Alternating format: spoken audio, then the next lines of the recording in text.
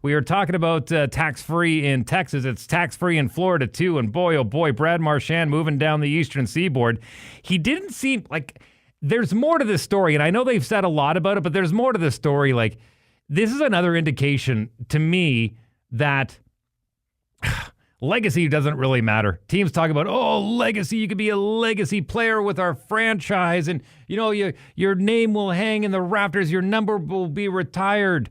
And it still will happen for Brad Marchand. I guarantee you he will retire a Boston Bruin, regardless of how long his tenure is in Florida. He will retire a Boston Bruin. They'll have the jersey going up to the rafters. But I don't know, man. Like that one just seemed weird. Like it seemed like there was not necessarily a financial dropout in that negotiation, but more of an emotional one.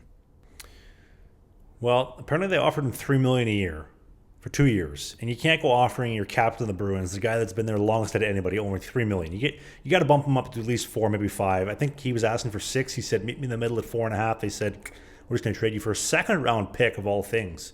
I agree with you. That does seem a little bit fishy. Yeah, I don't know. There's something more at play there. I really do, because at the same in getting to know Brad Marchand the way we did during the Four Nations face-off, where we had behind-the-scenes access to him, and he seemed, at least on camera, seemed like a very lovable guy. He was saying hello to everybody, you know, the security staff, and they seemed very jovial, good with teammates, good with the media. I don't know if that was just a facade, but it seemed to me that he was a player's player.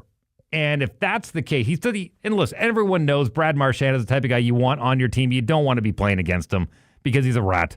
And he's had that label since he started in the league, and he's fine with that. He accepts it. So here's the deal. If he is a team captain and he realizes, hey, I want to be a legacy guy, he would be willing to play for $3 million, maybe even 2, maybe even league minimum for a guy his age who has already got a couple of mugs and wants to continue to lead that team and be part of that legacy. So I don't think it was a situation where, like, you got to pay me more. I think there was some sort of emotional fallout in that relationship, because there's no way that the Bruins wouldn't have sweetened the pot a little bit with something else. I mean, nobody thought Marchand was going anywhere. Like, he was one of the biggest surprises to me going to Florida.